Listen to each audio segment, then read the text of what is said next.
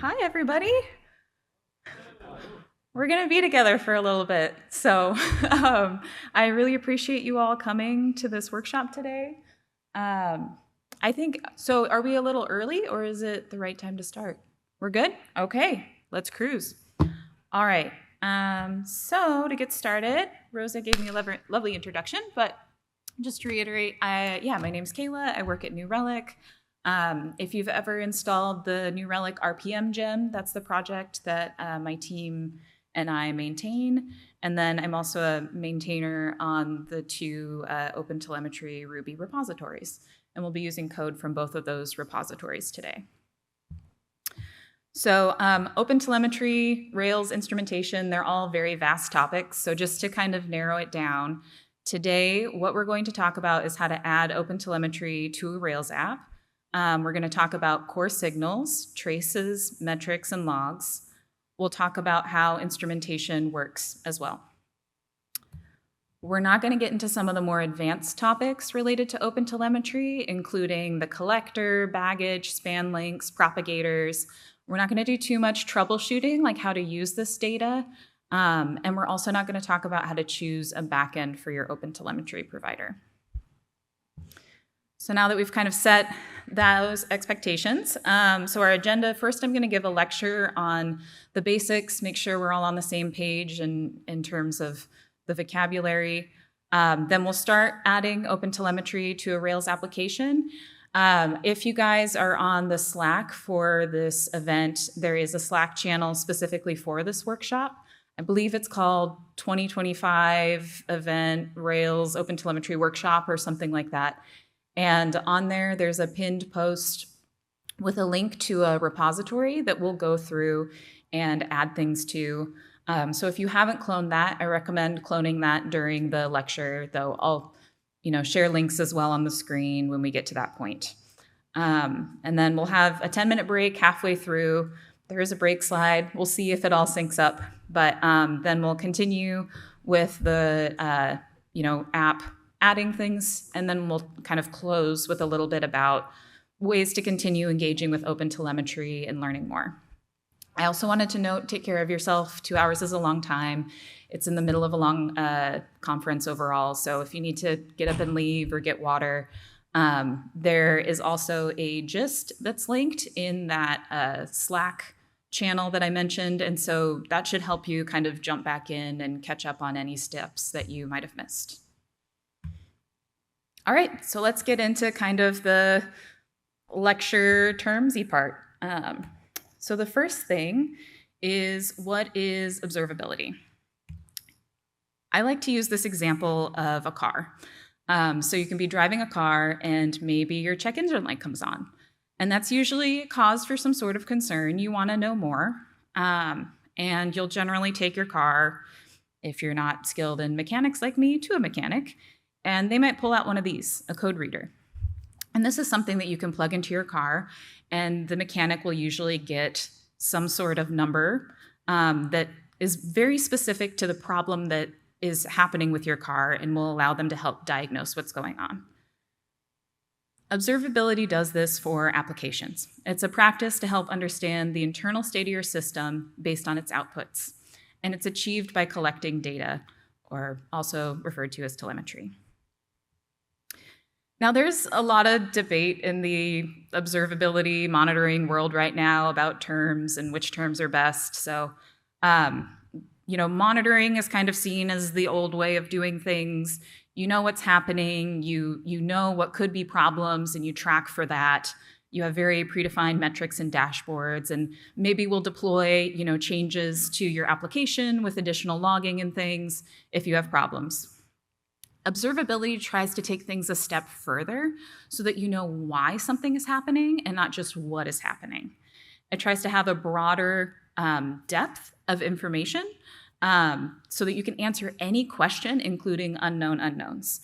And the idea here is to become proactive so that the data you already need has been deployed and there's fewer of those incidents where you need to deploy another copy of your app to help troubleshoot things.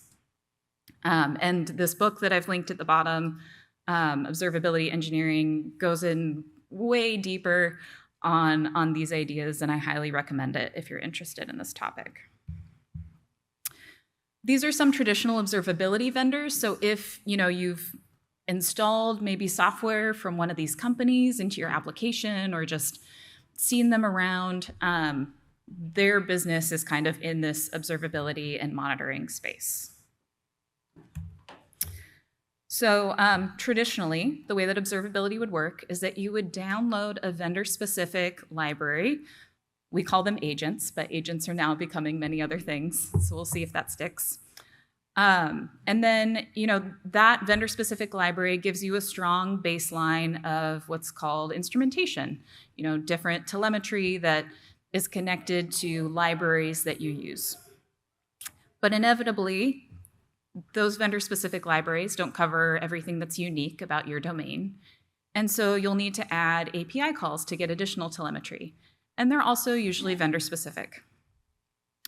And then that code goes to a single backend where that vendor can visualize your data and store it and also charge you whatever they want in order to have those visualization and storage opportunities. So you can very easily get locked in. And OpenTelemetry is here to kind of solve some of those problems. So what is OpenTelemetry? I like to use this example of the many, many cords that at least I have in my drawer for all the different electronics that I have. When you have one cord per one electronic device, things can get really messy, especially if you lose that cord.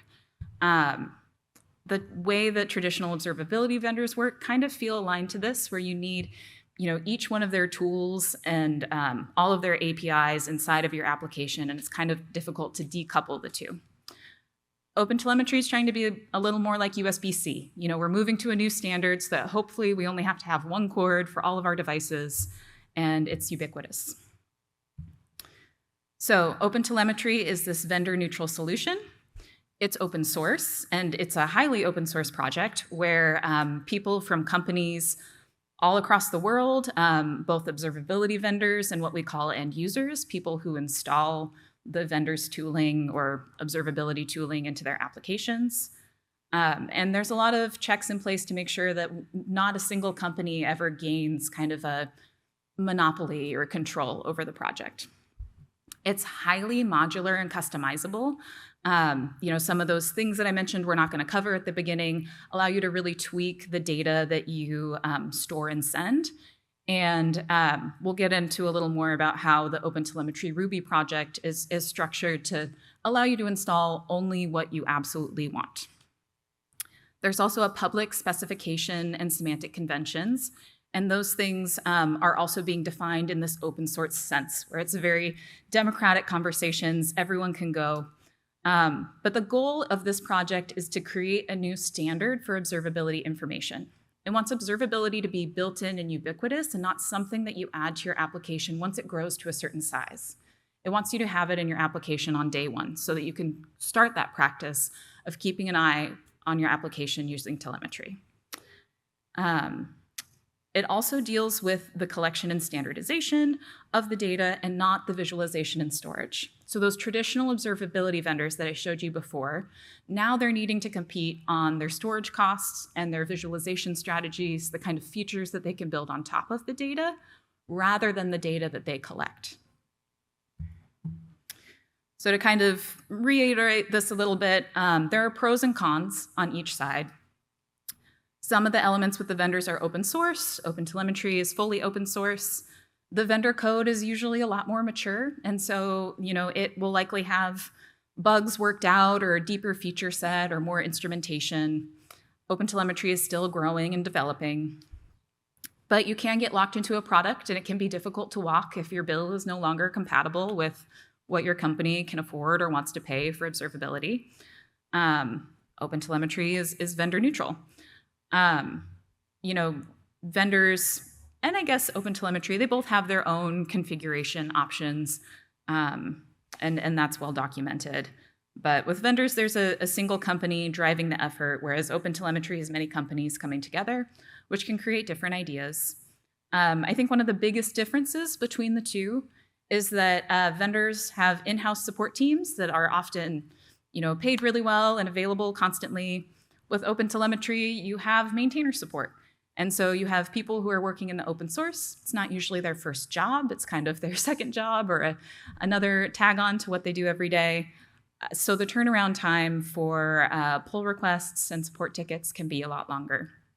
And you may be the best solver of your problem. And perhaps your PR comes in and that's what actually solves the issue. So we're going to talk a little bit more about OpenTelemetry and see how you can use it in your Rails application. The Ruby project in particular is what I've been working on, and the rest of this will come a little later, but I hope you have a better sense now of what this project is like. So let's get into the data that helps make observability possible. We have these core signals, is what we call them, which are just kind of the data types to help with this observability practice: logs, metrics, and traces. Sure, most of you have heard of logs. They're the oldest form of telemetry. Essentially, they're a time-stamped message. They may be structured, they may be not. They're very useful for debugging specific issues and kind of finding a narrative around whatever problem you're facing, but they are difficult to sort and correlate. Metrics are measurements of your system over time, usually some sort of string that it's attached to a number that gets recorded at a certain interval. OpenTelemetry metrics are kind of unique in that they have what's called dimensions, which basically means they have attributes, so you can go further into organizing your metrics and kind of sorting through them. They're great for looking at trends, anomalies, response time, and system health. Traces are the newest telemetry on the block, though they've been around for a while. You can think of them as an end-to-end journey of your request through your system, where every step in that journey is a span. So when you file up your localhost 3000 on Rails and load that first page, it's not just action controller, it's action view and your models and everything like that, and traces will capture each stage of that process. They can also be distributed across services, which is really helpful for the microservice architecture that many companies have moved towards, so that you can see how your services interact. I would say a downside to tracing is that it's difficult to collect all of the traces that are possible, so your traces may be subject to sampling, which means you might not have every single request that's recorded, just more of kind of a standard of a request, and trying to figure out what data is the most meaningful out of all those possible steps can also be tricky. So those core signals, they end up getting emitted to your application through what we call instrumentation. So instrumentation is that code that records the telemetry. In OpenTelemetry, semantic conventions help define what should be captured so that there's a standard that exists across similar types and categories of libraries and also across languages.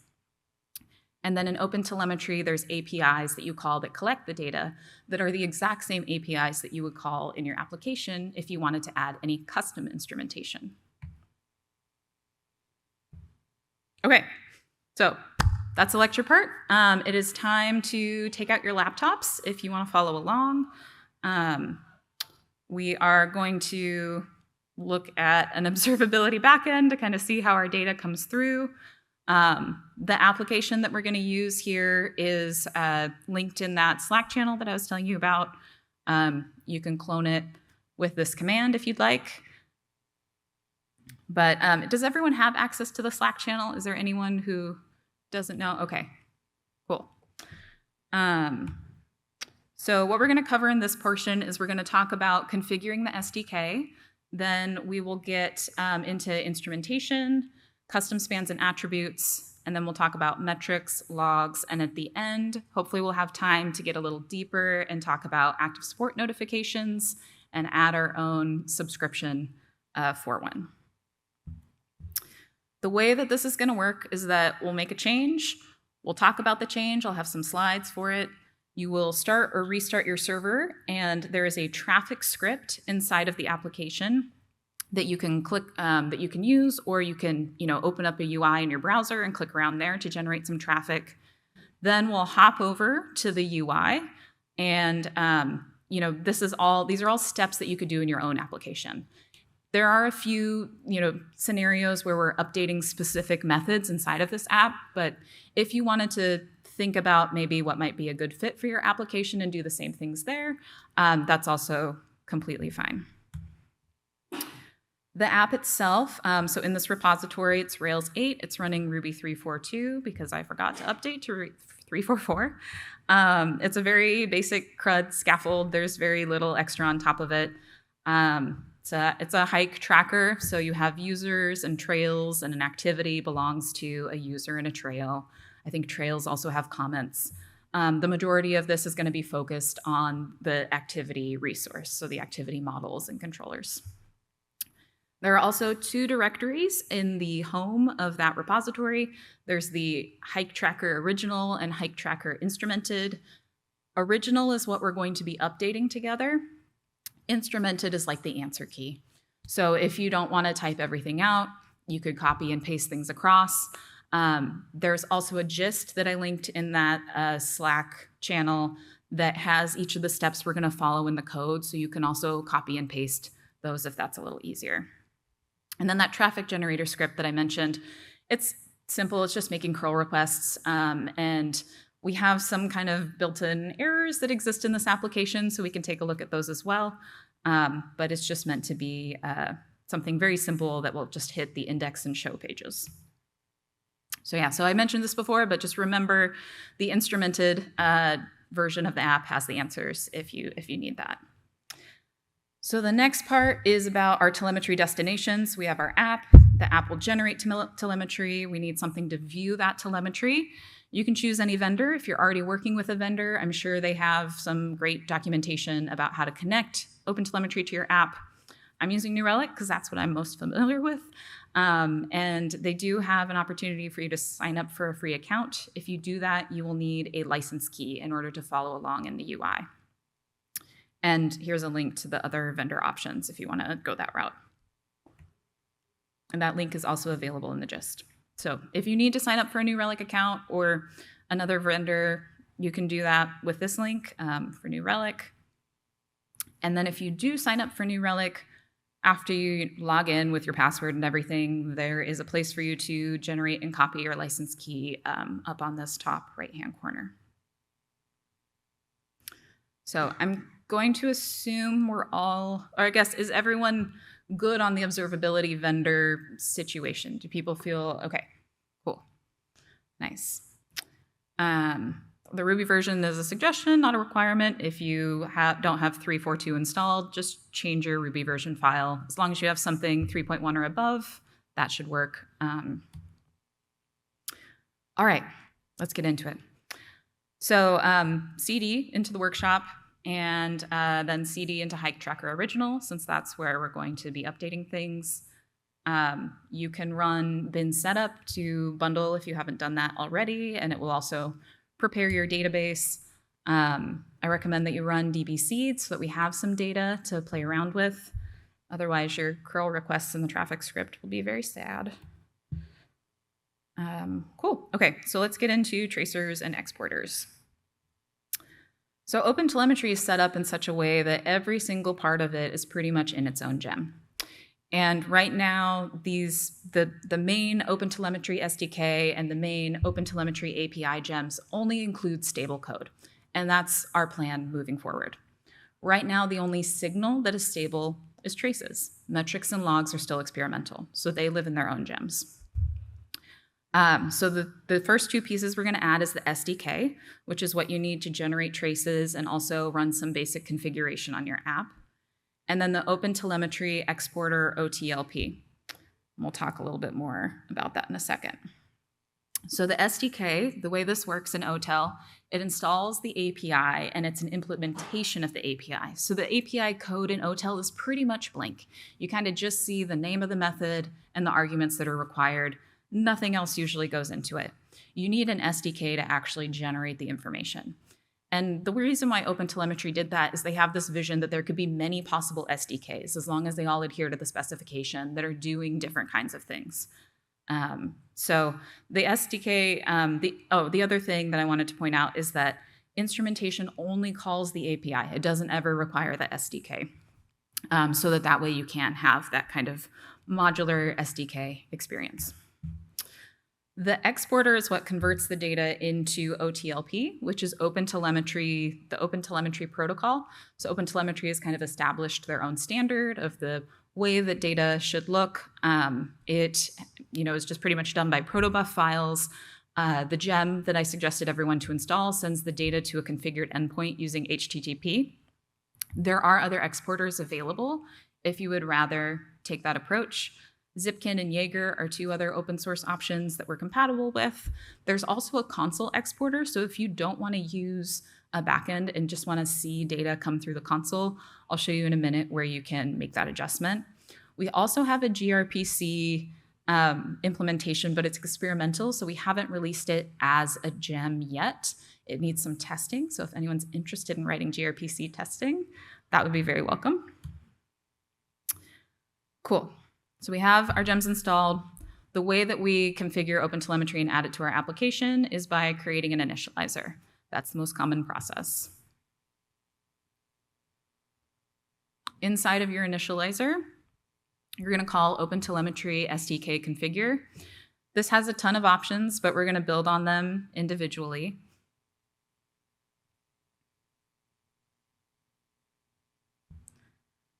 The configure method does a few things. So this is kind of more about the structure of OTel and how it works. It will create and set what's called a global tracer provider. And this provider model is kind of consistent across the other signals as well. The tracer providers have an entry point for the API, they provide access to tracers, and they keep track of span processors. So tracers are the things that create spans. Span processors are things that kind of batch up the spans or alter spans to prepare them for export. There are other things that happen in this configure method too, but they're not really relevant to what we're doing today. Oh, and I have a slide about this. So so tracers create traces. There's one tracer per scope. So every instrumented gem has its own tracer. Sometimes inside people's Rails apps, they will choose to create one tracer per area of their application. Sometimes, by general resource or theme. Sometimes all of their models have a tracer, all their controllers have a tracer. It's kind of just whatever dimension, whatever way of slicing the data makes the most sense to you. You can put everything in a single tracer, and that's what we'll do today. I think everything about span processors is pretty similar. So by default, a batch span processor is attached, and what that does is it sends your spans to an exporter on an interval, and it will start dropping spans after the max size for that batch is reached. This is what that code looks like in the SDK. You do not need to add this, but a processor has an exporter, and they're connected, and then you add the span processor to the tracer provider, and that's how the exporter ends up getting linked with the tracer provider. This is important for you to know if you want to eventually configure OpenTelemetry to do other things. You can add your own span processor. You can have as many span processors as you want. They are processed sequentially based on the order of arrays, so the order that they're added, but you can have multiple exporters, which can be really handy if you also want to send your data to multiple backends. Maybe there's multiple vendors that you want to visualize your data with. The next thing we're going to do is we're going to configure with some environment variables. So right now, there is a lot of configuration that's kind of standard across different languages in OTel through environment variables. The Ruby implementation also has that configure method we looked at earlier. There is a specification for file-based configuration coming soon. So in a YAML file, you'd have the ability to do some more specific configuration. And with these environment variables, for the workshop, I would recommend just adding them to your initializer file at the top above the configure call, but you can also pass them on the command line if that's easier. So what we're going to do here, this is connecting us to the New Relic endpoint. If you're doing something with a different vendor, they probably have a different endpoint headers situation. So the endpoint is specific to New Relic's OTLP data. And then the headers, you just need to make sure that you pass your New Relic license key after API key, no spaces. And those two things should be all you need to do to start sending data to New Relic. I mentioned before, you can have more than one exporter. You can update this OTel traces exporter environment variable to send to both the console and the OTLP using this example here. But if you don't want to send to the console, by default, it will go to OTLP. So you can eliminate that environment variable entirely if you want. The console output can be very noisy, but it can also be fun to see the raw data. Oh, and this is what it would look like if you were going to pass it to your Rails server line. But we will add more and more environment variables, and I'm not going to continue having examples for this. So back to our configure block in our initializer. The next thing we're going to do is we're going to add some details for our application, including the service name and the service version. So we can call our app hike tracker. That'll make it easy to find in the UI, and give it a version number if you want. This could be maybe like a build number in an actual application. I think you could also use Rails application name here if you didn't want to have a string. So resources are the representation of the entity producing the telemetry. They don't really have their own like data type that comes through. I like to think of them as just like a bucket of attributes that get attached to the other data types that we're already sending. And so then they create pretty consistent attributes across all the signals, which help with that correlation when you're trying to solve problems. And in the future, this could be changing. Like I mentioned, OTel is still very much growing and changing, and there's talk of adding an entity that would be kind of in addition to a resource. All right, we have the foundation down. If you were to start up your application now and start generating some traffic, you would see nothing in your backend. Because up until this point, even though we've installed things, we don't actually have any calls to the API to record telemetry. So to make it easy on ourselves, we're going to use this gem, OpenTelemetry instrumentation all, that you can add to your gem file. And what it will do is it will install all of the available instrumentation gems that the OpenTelemetry Ruby contrib repository has. We have a lot of things, for Rails and different popular HTTP client libraries, background jobs. I think most popular gems we have instrumentation for, and we're always looking to add more if folks are willing to help maintain the gem after they contribute it. So yeah, we talked a little bit about instrumentation earlier, code to add telemetry to your application. Like I mentioned, it's available as individual gems or as an all gem. I'll show you an example for that in a second. And there are three main strategies that instrumentation authors use in order to get this instrumentation. They're called monkey patching, publish subscribe or pub sub, and native instrumentation. Monkey patching is usually done through module prepending these days, but if you work on an ancient Ruby agent like I do, you also have alias method chaining. Module prepending is basically like cutting to the front of the line. When you prepend to the module, your code is going to go first and also potentially last in the full ancestors chain. Alias method chaining is kind of used for instrumentation by renaming the original method to something like uninstrumented, redefining the original method name to include your instrumentation code, and then making sure that both of those aliases are available so that way you're kind of tricking the computer into thinking that your instrumented method was in fact the original one. Monkey patching is the riskiest form of instrumentation because the APIs that you patch can change, and we're starting to see it as kind of a last resort as better solutions are built in. If an API that you patch can change, your data is not going to get sent anymore, or sometimes it'll throw an error in your agent, and that could potentially crash your Rails application, which is the thing I have nightmares about. So here is an example of monkey patching using module prepending. This is the MySQL 2 gem. This is a gem that the OpenTelemetry instruments directly. And in this query method is kind of the central point for most queries that are made by MySQL. We try to find those like as few methods as possible to add instrumentation to. In OpenTelemetry, that looks like calling this patch client method that runs when the instrumentation is getting loaded, and we prepend a new module onto the MySQL client. So that will change the ancestors chain to add our OpenTelemetry instrumentation in front of the MySQL client. Now what that actually looks like as instrumentation is that we have defined the query method in our patch, and we're calling a tracer that was created specifically for this instrumentation, and then calling in_span, which accepts a block, passing it attributes that have been defined by semantic conventions, as well as this span kind value, which kind of helps you organize your spans into client and server and different messaging concepts. And then we call super, so that way everything goes back to MySQL 2. In this situation, we don't need to do anything after we pass the baton back to the original code.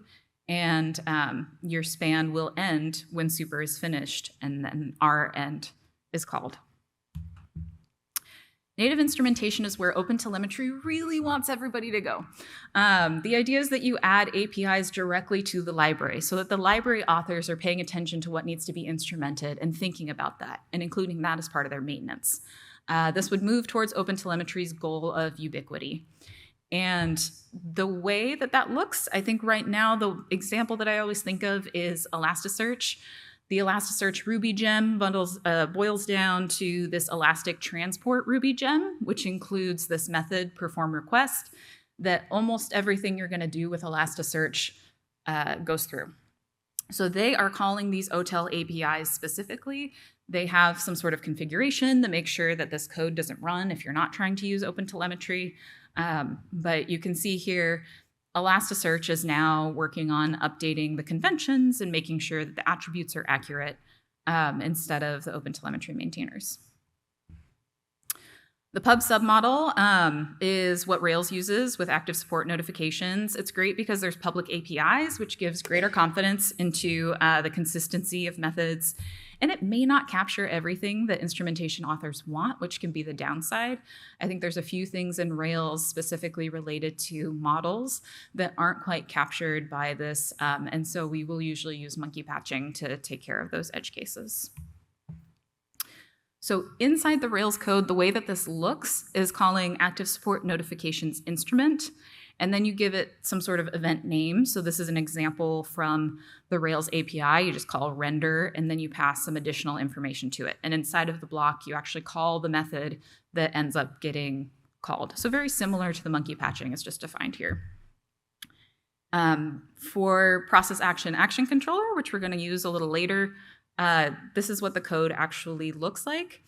And when you call super on line 76, that is when we pass the baton to the original process action controller method that is doing the things that we know and love. The subscribe method is the next part of it. So the instrumentation authors will subscribe to the notifications so that whenever those events run on the event loops, we can get this data and add it to the telemetry.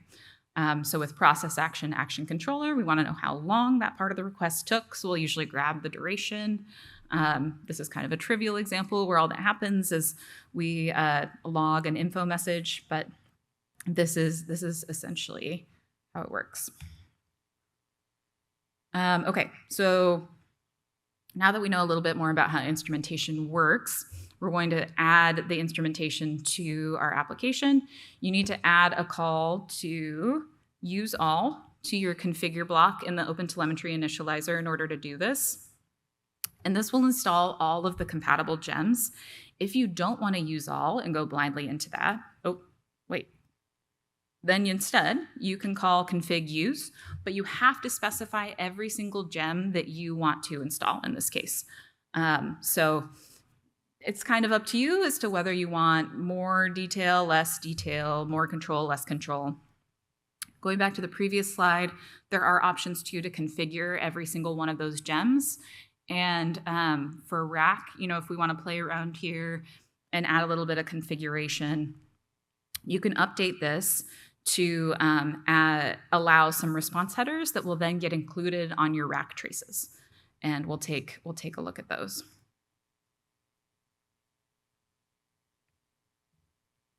All right.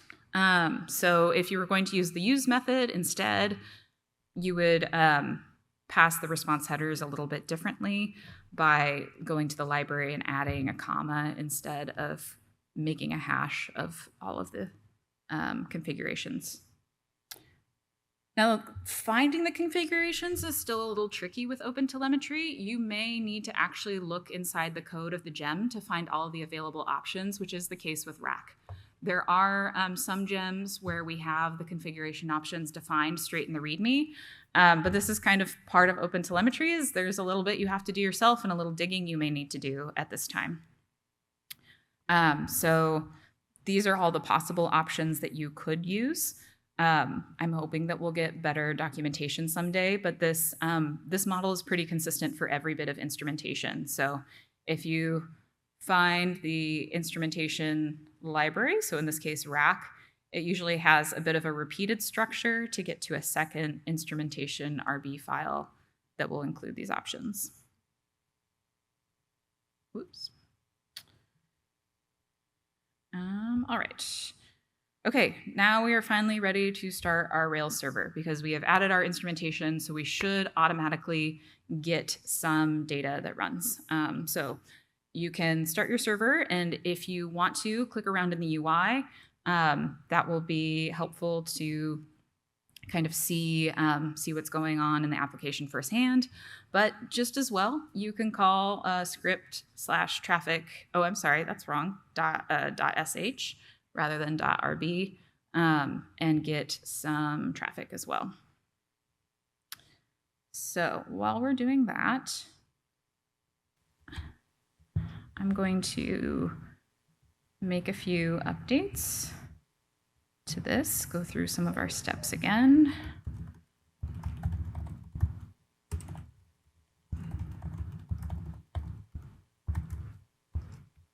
So we'll add our gems. The nice thing with bundle add is you don't have to run bundle again afterwards, but I do here.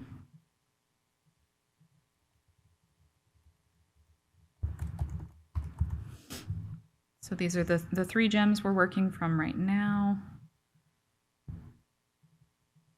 Go ahead and bundle. Once I CD into the hike tracker. And while that's running, to go back a step, we're going to add the OpenTelemetry initializer.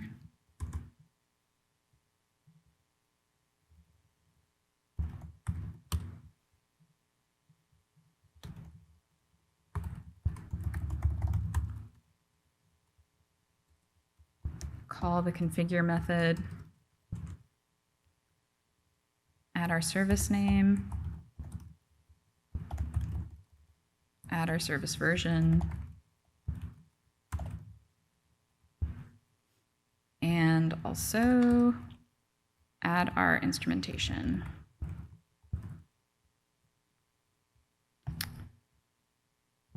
What is going on? Bundler is very sad.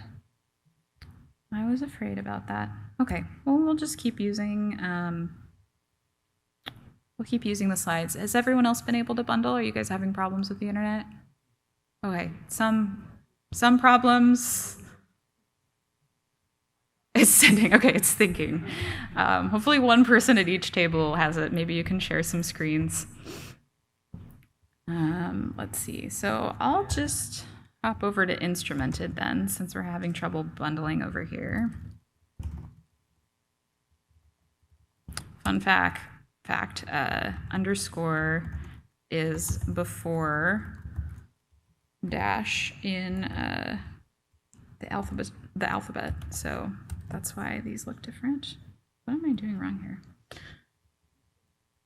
Thank you.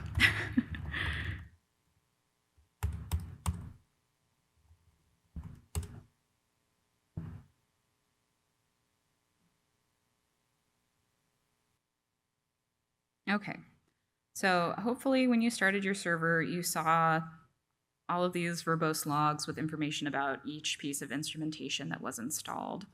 And even though it's not on this OpenTelemetry initializer, I guess I might as well open the other one. Woo.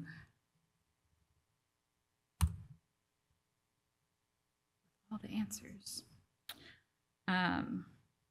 We added this allowed response headers configuration option, and you can see right here that it was in fact applied. And so that's a really helpful way to verify that your instrumentation configurations are working, because a little typo can cause problems. And oh, we're getting some errors with SSL. So I will just go back to my handy dandy screenshots and use those instead. So if I was running traffic, and if we were able to go to a UI and the traffic had been running for about 30 minutes, we would see something really nice and fancy like this. I think it'll be a lot more limited on your application. This is just the home page for the hike tracker service in New Relic.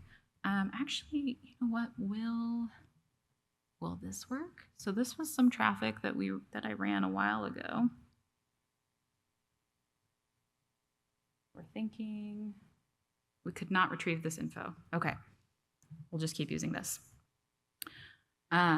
So what this helps show you is just kind of an overall sense of the health of your application. You can see if you've had any major changes in your response time or your throughput.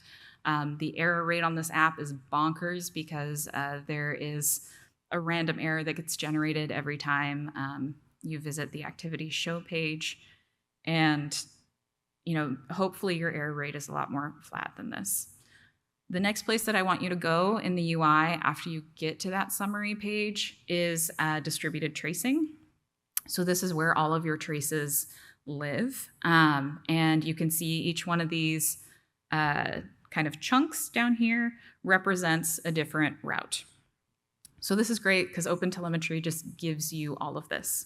And when you click on a particular trace, you can see a little more closely into, instead of just like the overview, the summary, one specific trace in time that you generated. And when you open up the view on that trace, all of these little steps down here are different spans that were created by your instrumentation. Since this one has an error, we'll take a look at the error. So we know here that it's a contrived kind of fake error, but if you had a real error, it would exist on usually the span that created it. In this case, it's that root span. And then you could get more information about the message and try to help solve the problem by being able to see that specific request that happened in the wild that's related to this error, rather than, kind of digging through Rails console logs and maybe trying to parse the information that way. Oh, here's a healthy one. So we can see there's also still a lot of uninstrumented time here, and that could be a place for you to add custom instrumentation, which we will do so in a minute. So custom instrumentation is what we refer to things that the kind of standard semantic conventions don't automatically cover. It's usually methods unique to your domain, and we recommend that you make calls directly to the OpenTelemetry API in order to do that. So what we're going to do is record a span for something specific to our domain in an uninstrumented method, and then add custom attributes to a current span elsewhere in the application. The first thing we need to do in order to do this is create our own tracer. So inside this initializer file, below the configuration block, I'm going to recommend that you add an app tracer. You can save it in a constant. You also don't have to, because OpenTelemetry will register all the tracers by name. So anytime you call OpenTelemetry tracer provider tracer with the same string, you're going to get the same tracer. This just makes it easier. I think there's probably a better Railsy way to do this, but this is the way that I generally do it as I'm trying to debug problems. The next thing we're going to do is we're going to use that app tracer inside of the activities model.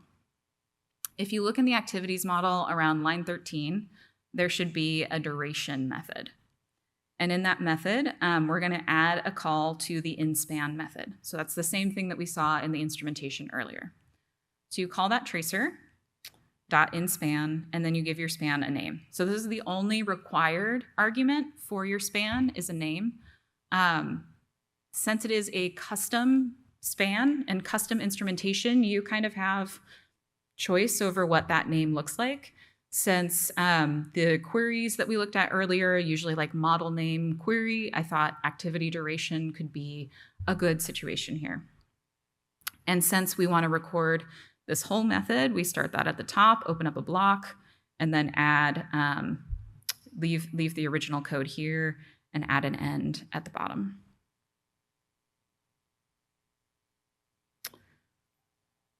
So in this inspan method, it will add a span to the existing trace, so that existing overall journey, if there is one that exists, and if it doesn't, it will start a new trace. You can also add attributes to the span to get some more rich information, and there are a lot of other arguments available that we won't go over today, including span links and span events, span kind, like we mentioned earlier too. If you wanted to add some attributes, you could, potentially for this method, add the end time. Maybe you're curious if there is an end time or want to do some kind of rounding about the end times. And in that case, you would add a new keyword argument, attributes, that has accepts a hash.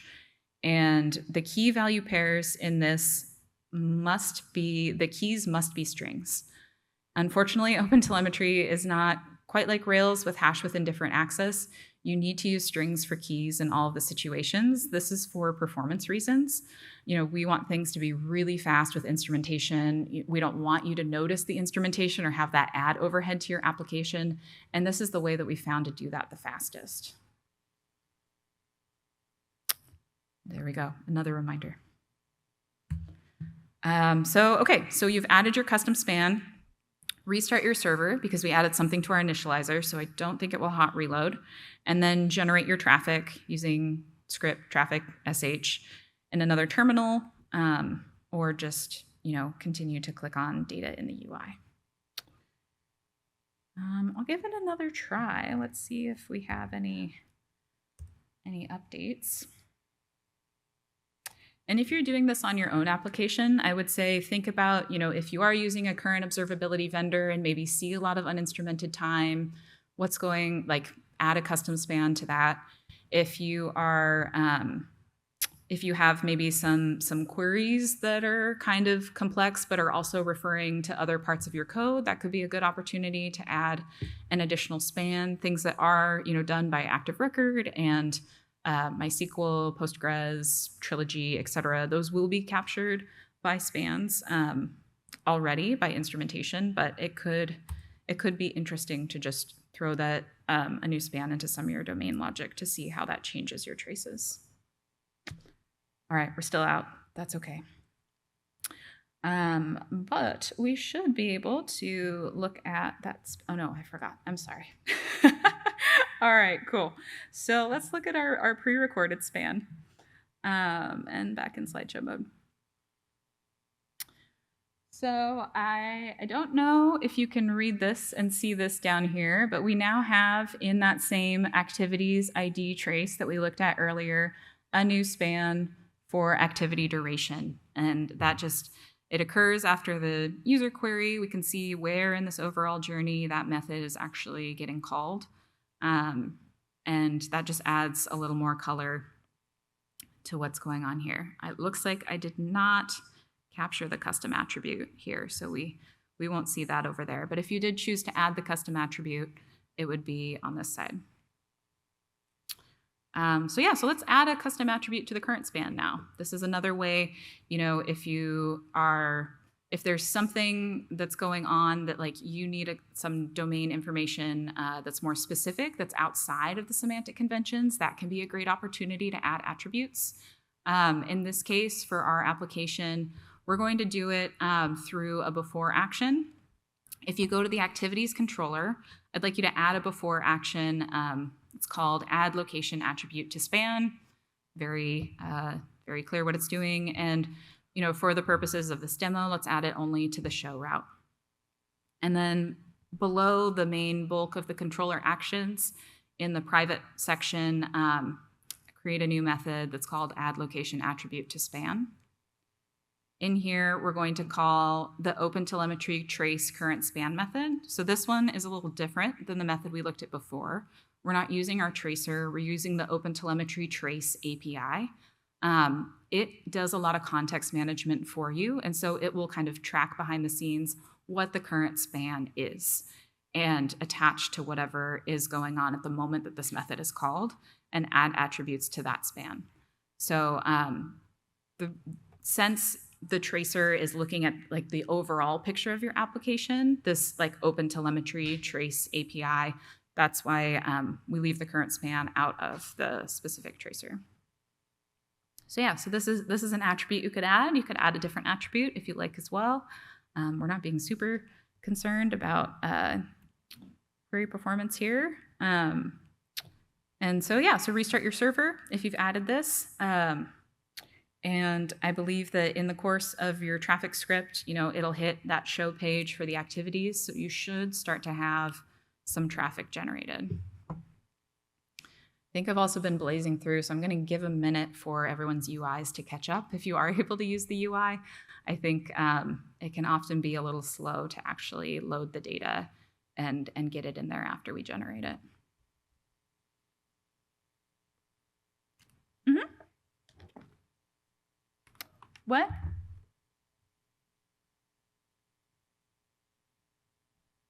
Oh, where are you supposed to see the traffic at? So if you are using New Relic, you should see the traffic in your services view. I think there's probably one more page before that that has all of the different entities that are available to you. And you should see Hike Tracker somewhere on that list. I think that's usually your home page or landing page when you get into New Relic. And then, and then from there, you should see your traffic on that Hike Tracker entity summary page that we were looking at before, which lives in a slide somewhere. Go back a little bit.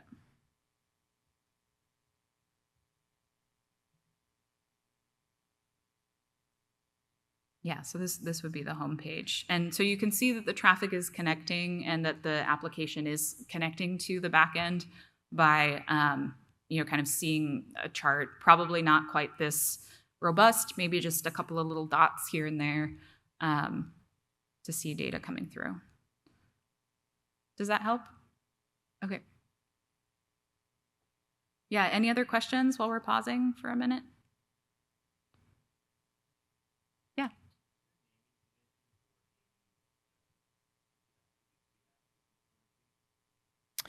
So there's not a clear, I guess, yes and no. So semantic conventions has opinions for a lot of attributes in certain categories. And you can look at the semantic conventions documentation or repository to get those. Whoa, sorry. But if you're not going to use that, I will just generally look at semantic conventions to kind of get an idea. I think things are often scoped with, if you're going to think about like a hash that has nested keys, everything is separated by a period. That's, I think, the most common way. Yeah. Mm-hmm.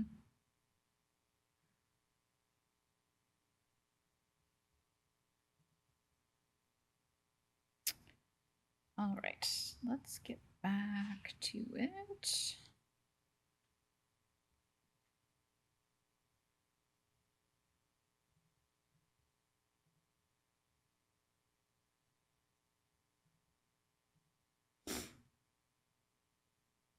All right, so if we have done this all and everything is cooperating, we should be able to go to one of our newly created activities traces, which would be near the top of your traces when you click into them, and take a peek at the attributes for the route span, which is the span at the top, and see your activity trail location attribute over here. So what we could do with this, if I was playing around in the UI, is that you could start to query for your different activity spans and maybe facet them by location, add some counts to see which locations are the most popular. Maybe that could help you prioritize which locations you want to improve documentation for. This, yeah, activity trail location is very small though. Yeah, so that was kind of seen as the first half. I think at this point in time, we can take a break and get back into it talking about metrics, logs, and active support notifications afterwards. So I think 10 minutes, and I'll be up here if anyone has any specific questions. You can either raise your hand and I'll come over to see how things are going, or come up and find me and we can talk about that too. I don't have a fancy timer though, so yeah, that'd be great. 10 minutes. Thank you. Cool. Okay, I hope that break was helpful. Is everyone feeling ready to move on to the next section? We're good? Cool. All right. I learned some things during the break about how things are going. Sounds like most people are in a good spot. New Relic entities are maybe having trouble getting connected in some places. Some things that helped.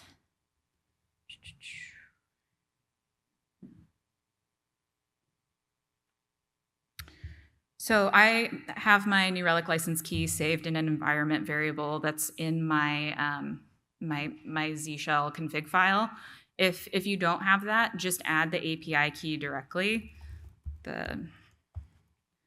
You don't need any quotes or anything like that around it. Just kind of formatting it like that will be fine. Just don't push it up. The other thing was that there are some errors that are coming up, and I completely forgot to show why those are happening. So in the app controller's activities controller, I have hijacked the show action to generate an error 30% of the time.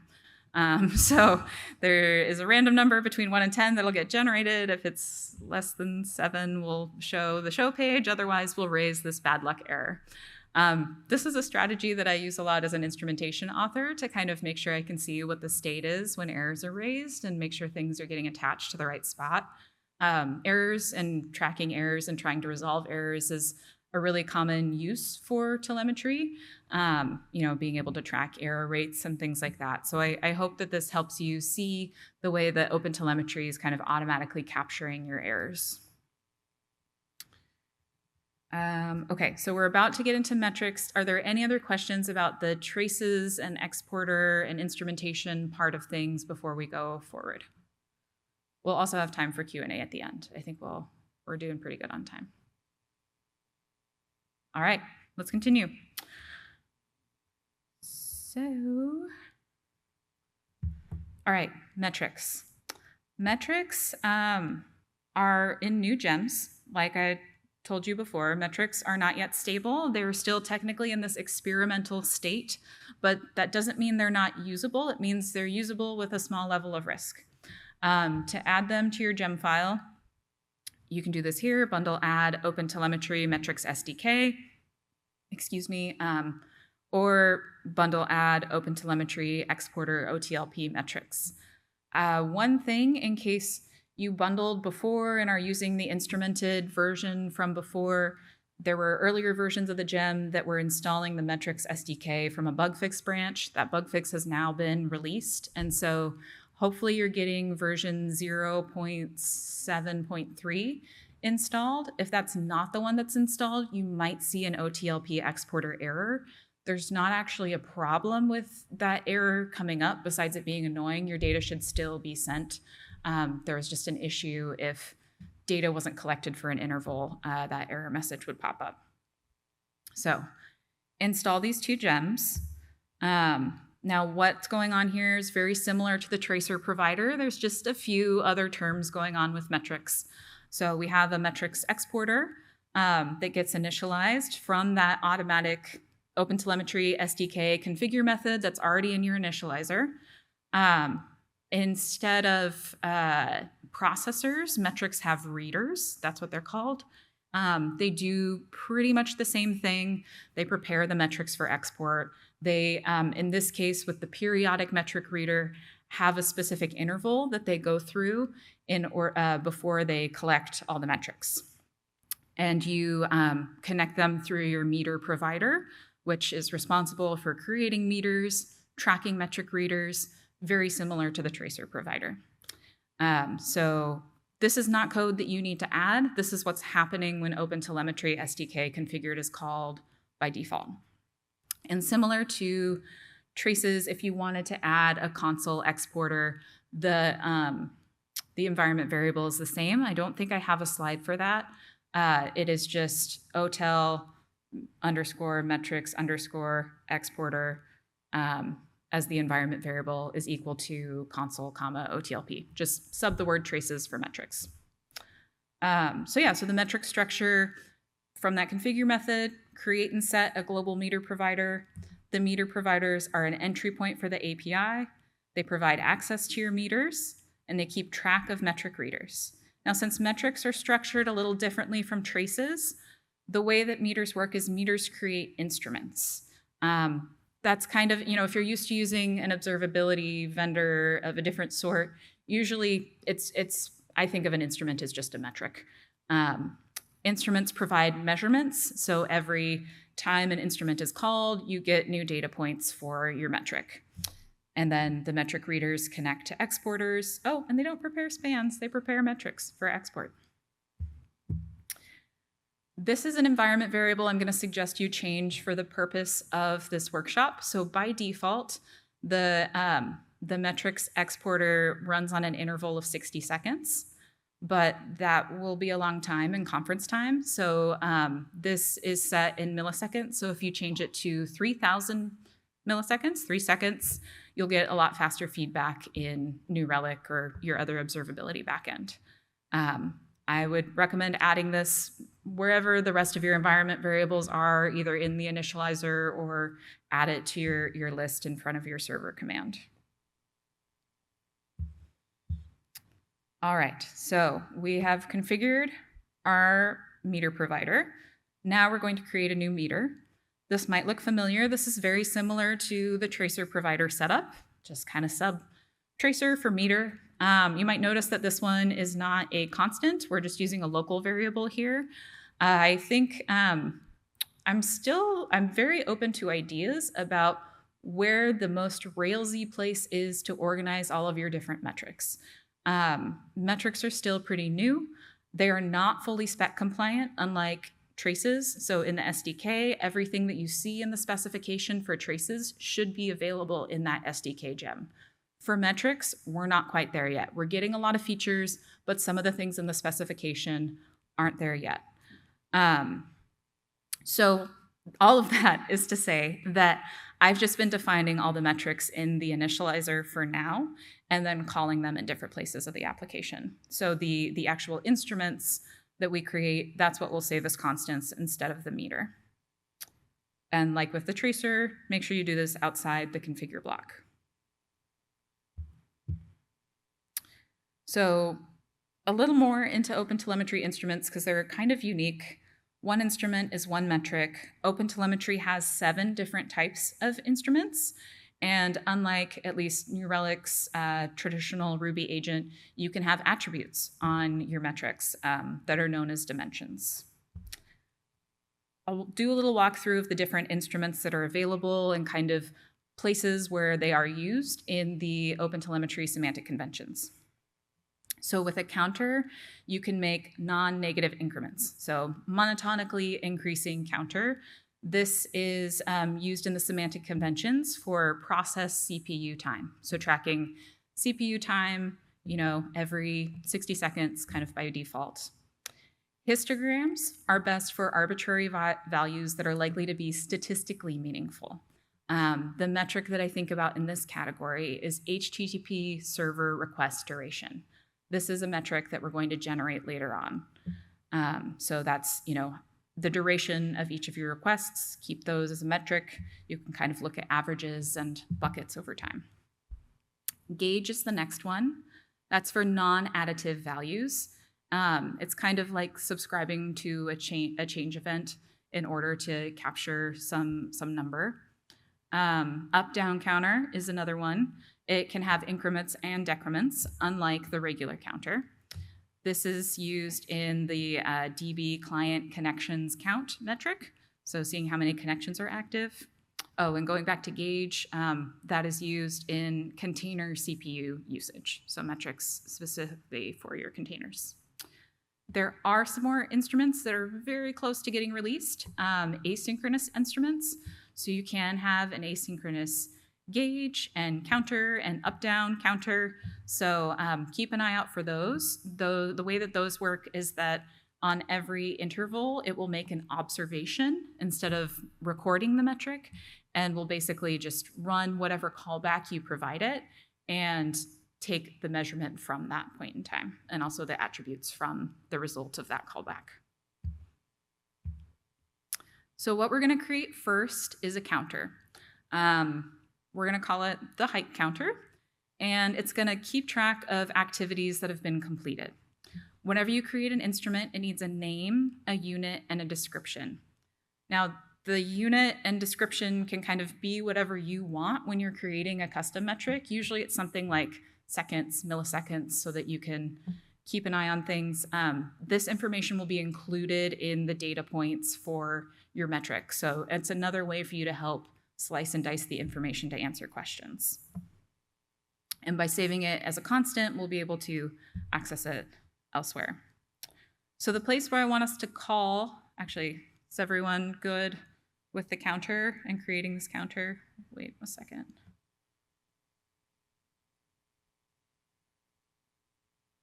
Okay. We're going to call this counter in the activities model as an after save action. So we'll create a new method called count completions and add that to the existing after save callbacks. We're not going to do anything with this method if the activity is still in progress. On the activities model, there's a Boolean in progress. It should be true as long as there's not an end time. If there is an end time, then it's no longer in progress. And on this height counter, we're going to call the height counter, and with a counter, it has an add method. Different instruments have different methods. So for example, with histograms, you don't add with them, you record. And since this is saving a single record, we're going to add 1 to our counter and then provide it some attributes with potentially some PII, and grab them to take a look in the UI and kind of look at how completions are going based on these different dimensions.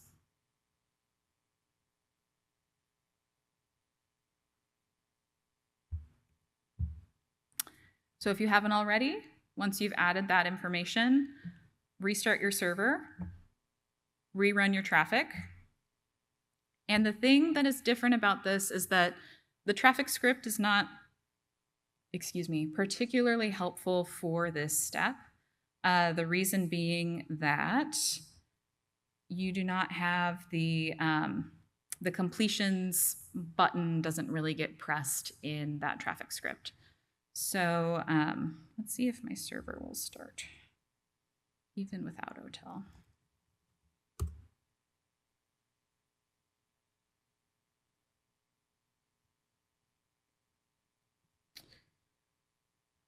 Oh, because I broke my thing. Let's see.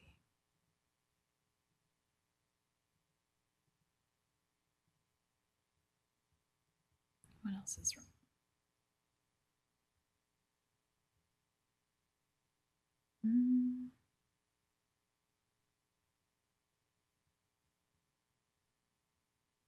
Has everyone had an okay time installing the metrics SDK? Is it working?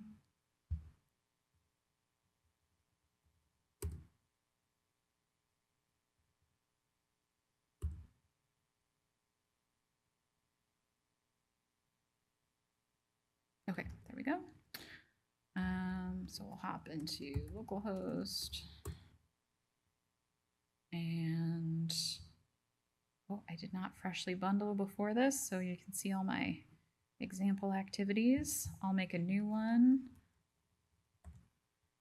and select a user and a trail And it's marked as in progress. So we'll create that activity.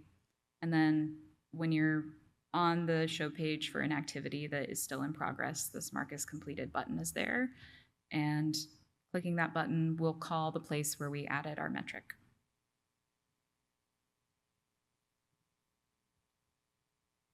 So provided that's all worked out and everyone's UI is cooperating and ingesting data nice and fast, you can see this metric by querying.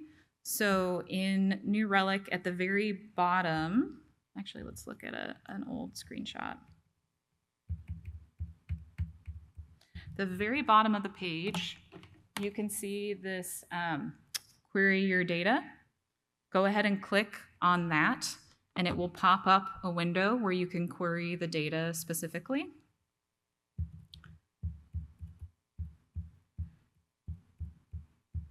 Okay, and so the way that you can see this activities completed metric is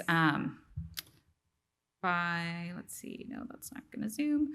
So the metric is from metric, so from that data type that we have just sent over. Select star if you want to see all the dimensions that are available. That's usually how I like to get familiar with a metric.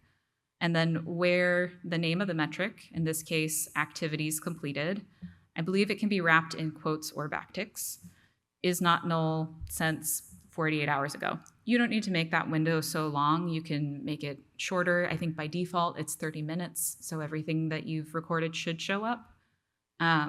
But yeah, for every click, you should see a metric recorded here.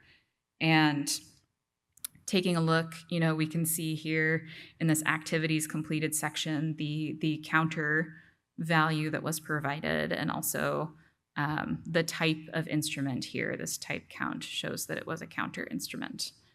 And over here, I forgot to scroll in my screenshot. You can see the location. You should be able to see the other dimensional attributes that we added too.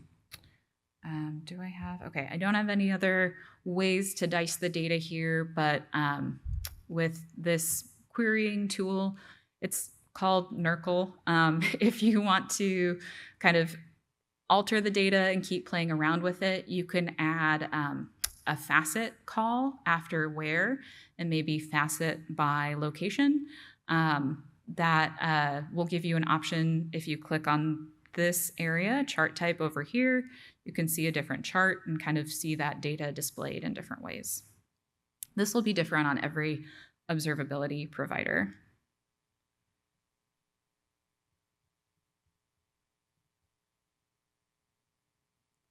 All right, let's get into logs. We will come back to metrics in a minute.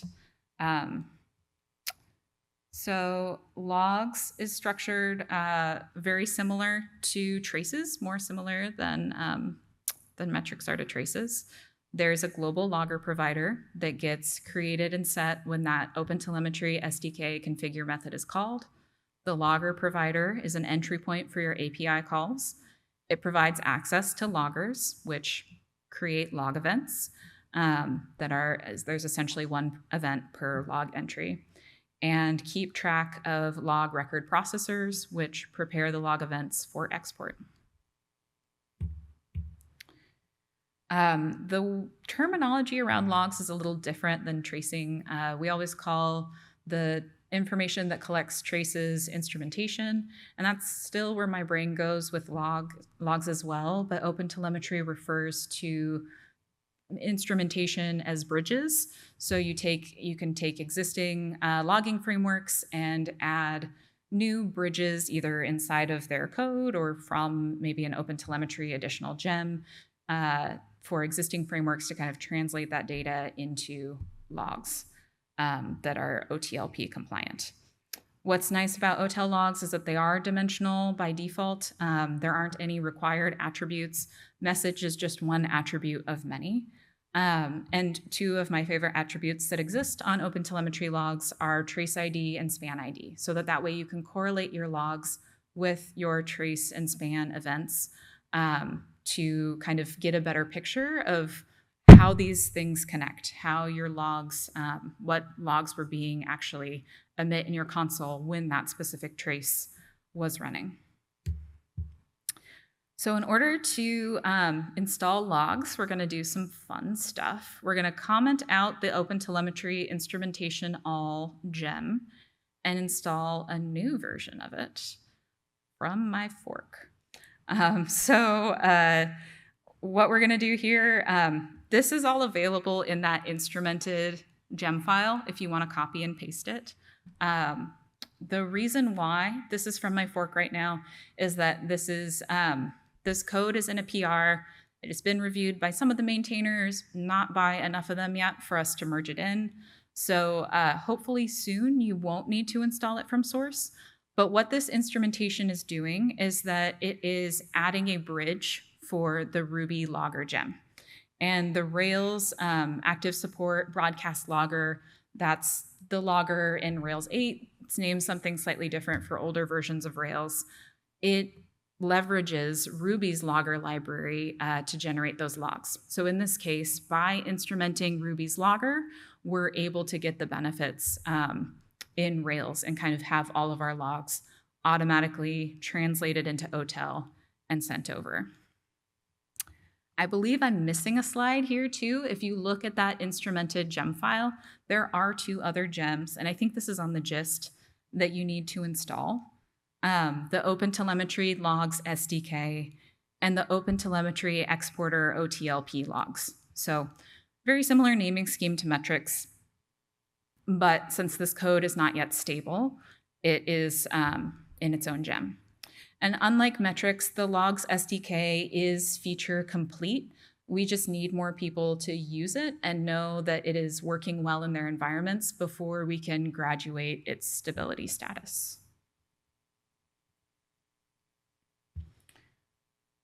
So please bundle to install those gems. The next step is to update the default logs exporter. So currently by default, the logs exporter is to the console instead of over OTLP, but we want it to be over OTLP so we can see the logs in the observability backend. So I recommend adding this. And you can also, like with traces, console, OTLP, if you want to see them both. And that's it for logs. By calling that configure method, it should all be set up and making sure that instrumentation is installed.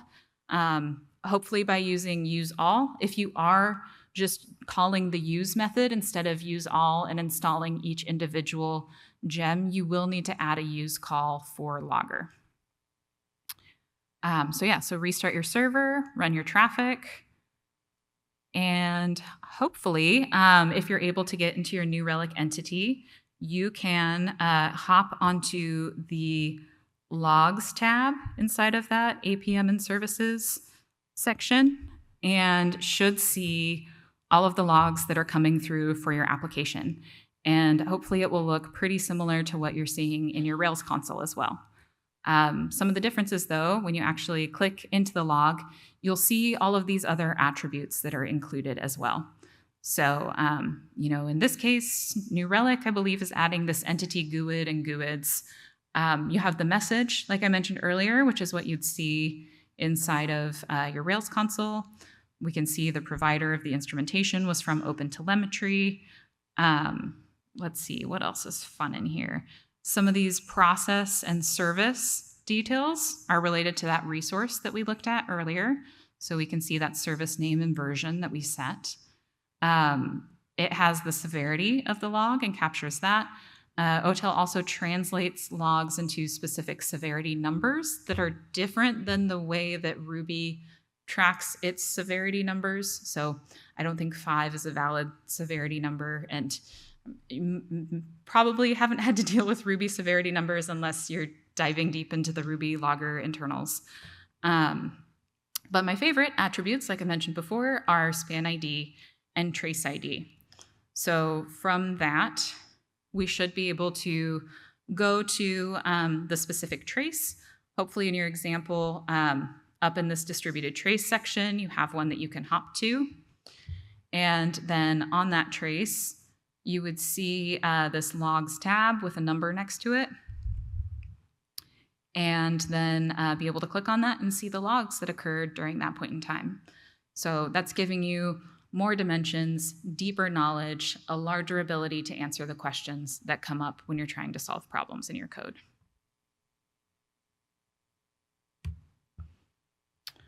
All right, we've graduated to adding our own instrumentation for something that OpenTelemetry does not have available yet. So soon, instrumentation will emit metrics. It does not today. But there are a lot of great metrics that are already defined in the semantic conventions that you may want to take advantage of. This example is going to be a little bit contrived because I would probably add this specific metric in a different instrumentation library. But since this is RailsConf, let's use Rails active support notifications and add a histogram. If you want to follow along with the specs, I think this link is in the gist. We're going to look at the HTTP metrics semantic conventions now. So let's see. Wonderful, it's open. So if you want to dive into the semantic conventions, if you're on the OpenTelemetry docs, then you can find the section under specs. Semantic conventions are nested in here. This next level is kind of all of the different categories that OpenTelemetry has conventions. Now, when you see this status mixed, that means some of them are seen as stable and have been released. Some of them might be in development or experimental. And when they have that in development or experimental label attached to them, they could change. But there's this great in-depth description here to try to facilitate that change in the case where there are things that are outdated or not the new stable conventions to a stable convention. And we're starting to roll this out for traces in some of our instrumentation libraries, this semconf stability opt-in environment variable.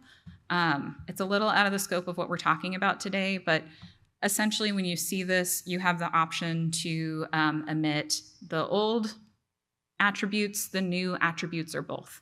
And if you're just starting with OpenTelemetry and adding this to your application, I recommend you start setting this environment variable, at least for HTTP, since we're starting to add it to more and more of the libraries, and setting it to HTTP here, so that way, for the libraries that are compatible, your attributes are going to take the shape of what is going to be the stable semantic convention, so that if you're setting up queries and dashboards and things like that, you're not using the names that are going to change. You're using the names that will become stable. So that's a little bit of a detour to get to what I really wanted to show you, which is the semantic convention entry for the particular metric. So this is HTTP server request duration. It's a very important metric to be able to track the duration of your server requests and kind of look at averages, how things change over time, pay attention to anomalies. This is a very special span because it has unique bucket boundaries. So histograms have buckets. You can think of them like a bar graph, where each line, each bar is its own bucket. And the default buckets are much larger and not really compatible with what you would traditionally see as durations that would come up in a standard HTTP durations. So we have our name here. There's an instrument type, unit, like we looked at earlier, description, and then stability. And down here are all of the different attributes that should exist provided the data is available on that metric. So we are going to take this and add it to our application.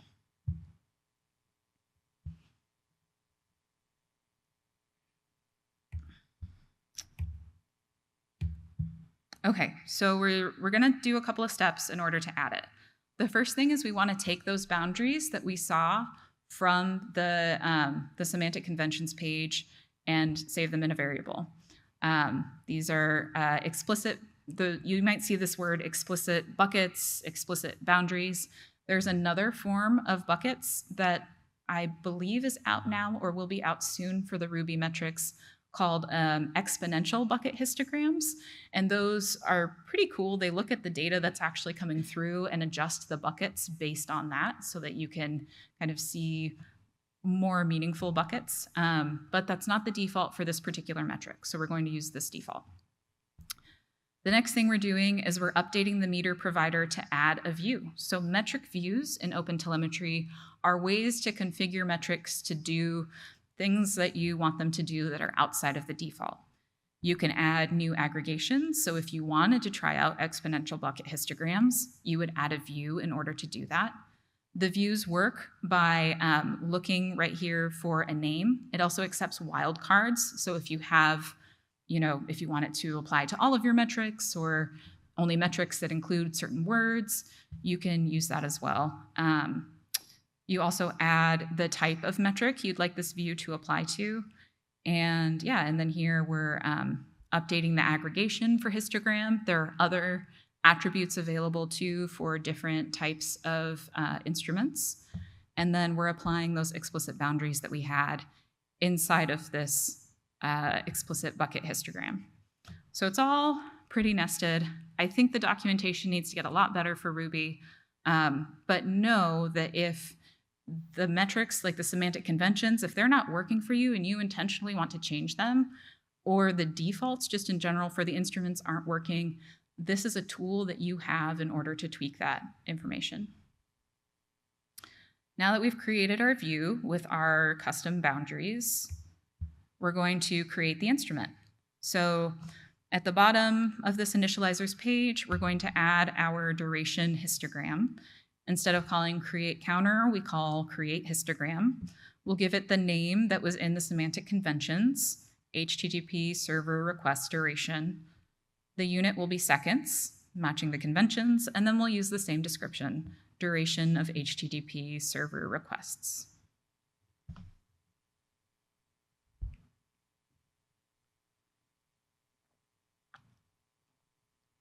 And as always, you can copy paste from the gist or the completed instrumentation.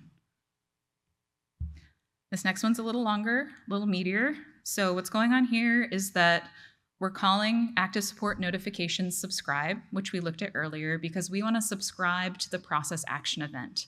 So whenever process action is happening, whenever action controller is running through a particular action, we would like this histogram to record the duration. Like I mentioned earlier, we'd probably go lower level and actually put it on the server gem like rack. But for today, this will give us a pretty good approximation of how long things take. What's great about this is that the event payload has a lot of the attributes that we would want to include.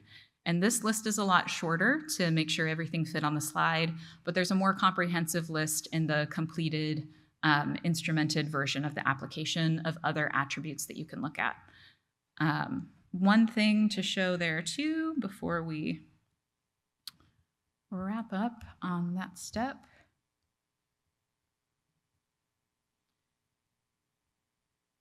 is that sometimes this information is a little bit nested inside of other values that are part of the payload. So the headers actually come out as like a rack headers object, and you need to dig inside of them to get the specific values.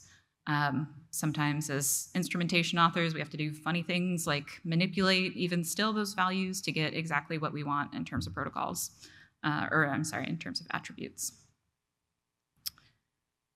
So going back here, the last step after we've collected our attributes is to actually call record on that histogram we just created to give the event duration as the value that we'll capture, and the attributes is what we've collected above. So now every time process action runs, we'll record this duration histogram. So you can restart your server, and this should, generate a new, or I should say, record a new measurement for this instrument every time any controller action is hit.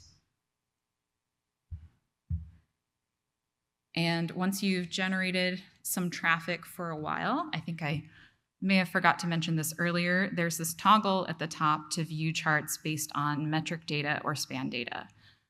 So if you've been viewing it based on span data, or up until this point just metric data, it probably looked very lonely. And now these graphs will start to have a little more life. And then if you'd like to query, kind of like we did with the previous metric, to take a closer look at what's going on in this particular instrument. Similar to the last query, from metrics, select star, where HTTP server request duration is not null. Since 30 minutes ago, you can leave that out as well. And when you run that, depending on how much traffic is generated, you'll get something that looks kind of like this and has information about that specific method. We can see our 404s are different than our 200s when the random errors are raised, or probably in this case when the trail didn't exist. And that allows you to get a little deeper into kind of trends in these metrics by aggregating this data, maybe faceting based on your status code or request method. Oh, I thought I had more screenshots, but I guess that's it. We have successfully gone through the workshop information. There's a little more that I want to still chat about, but that is the gist on what I wanted to cover today in terms of getting the basic signals added to your application. There are more signals in OpenTelemetry that are getting added. Profiles is something that's coming along soon, but I think it will still be a while for Ruby before we actually get around to implementing them. Speaking of which, so hopes and dreams for the project. I am one of the maintainers of this project, and as I mentioned, these things, Ruby's packages are not stable, they're not complete in some cases. So the goals that we've kind of talked about as a special interest group is to move towards metric stability. It seems like there are some people who have a strong interest in metrics. Alongside that, we'd also like to move towards making logs stable, and having those core signals stable would kind of start to put Ruby more on par of some other languages that have more mature OpenTelemetry offerings. I would also like to update the instrumentation to use stable semantic conventions, and the bridge to do that is through that environment variable we looked at, the OTel semconv stability opt-in. Also adding metrics to instrumentation so that way that server request duration metric that we added is generated automatically. File-based configuration is another thing that's been talked about, where you could have all your configuration in YAML instead of needing to actually add an initializer and call Ruby code to update those configuration values. And theoretically, that configuration could also be applied to if you have applications in other languages. Global configs could apply to those as well. And then also, whatever is most useful to the community. That's also something that I would like to focus on. And so issues, pull requests, those are always very welcome. In the GitHub repos under the OpenTelemetry project, the Ruby ones specifically are OpenTelemetry Ruby, which is what includes the SDKs, the APIs, the exporters, kind of those more spec'd out elements of the project. The other one is OpenTelemetry Ruby Contrib, and that one includes instrumentation. It also includes resources, so you can have automatic resource detection for AWS and Azure. There are propagators in there, which we didn't cover today, but they can help support distributed tracing across your services. So pretty much anything that isn't in the specification, something that's maybe more defined by a semantic convention, you can find that code in the Contrib repository. The other things that are important to know about are documentation. There's a specification repo, a semantic conventions repo, if you prefer to look at the information that way instead of on the docs website. And there's also a community repository that includes a lot of information about how OpenTelemetry organizes itself and what meetings are available in order for you to meet with maintainers and approvers in order to participate in the project or get support. Support. Here we are. So if you decide to use OpenTelemetry or are using it already and have questions, the places that I recommend you reach out. First, I would recommend joining the Ruby SIG, the Ruby Special Interest Group. OpenTelemetry calls all of the groups that meet about different languages or different facets of semantic conventions, special interest groups or SIGs. So we meet every Tuesday at 10 a.m. Pacific time. You can find the Zoom link in that OpenTelemetry community repository on the README. An end user SIG, that is another great place for you to join if you're just getting into OpenTelemetry. It's every other Thursday at 10 a.m., not every Thursday at 10 a.m. And they want to know about how the OpenTelemetry information that's available online is working for users and where it needs to be improved, and also kind of help troubleshoot or learn about use cases. The CNCF Cloud Native Computing Foundation is an organization that has a lot of different open source projects, including Kubernetes, but OpenTelemetry is one of those projects. And inside of their Slack workspace, there is an OTel Ruby channel where you can also ask for support or ping on issues or PR reviews that haven't been looked at. Issues or discussions on the repos are another great way to get in touch. Pull requests are welcome. Issues are welcome. My GitHub username is my name, Kayla Reopelle. So feel free to tag me on things if you have any questions or need any support. So if you, okay. So with next steps here, there is a new Getting Started app coming soon that will be available on the OpenTelemetry documentation website that will include some of those advanced concepts we didn't get to today, like span links and custom processors and the collector, stuff like that. So keep an eye out for that documentation. And yeah, that's all I had. This has been a long time, a long workshop. I appreciate you all staying here and hanging with me through it. Does anyone have any questions that you want to discuss? Yeah, kind of as a group. Yes. So the question was, if you already have something like structured logs set up in your Rails app, how do you migrate to OpenTelemetry? What I've heard most people do is kind of keep both tools installed for a while and make sure that OpenTelemetry is solving your needs. Now, there can be some issues with monkey patching and things like that if that's how the logs are getting recorded, if the same method is being edited by multiple sources. But hopefully that's not the case. So just something to be aware of. But I think people will tend to deploy both for a while, make sure that they can answer the questions that they want with the OpenTelemetry data, and then slowly start to remove that from different services. Any other questions? Okay, well, I'll also hang out up here if you do have questions. I hope that the internet worked well and that things were able to be followed for the most part. Like I mentioned, the repository has a lot of open spaces for discussion too. We have an issue specifically for metrics feedback and for logs feedback. So if you are using those things and have questions, that's a great place to ask them. I would also love some feedback on this presentation. If you're willing to share, this QR code will take you to a Google form where you can answer a couple of questions and let me know how I did. So yeah, I am really stoked that everyone came. It's so awesome. So enjoy the rest of the conference. And yeah, thanks for your time.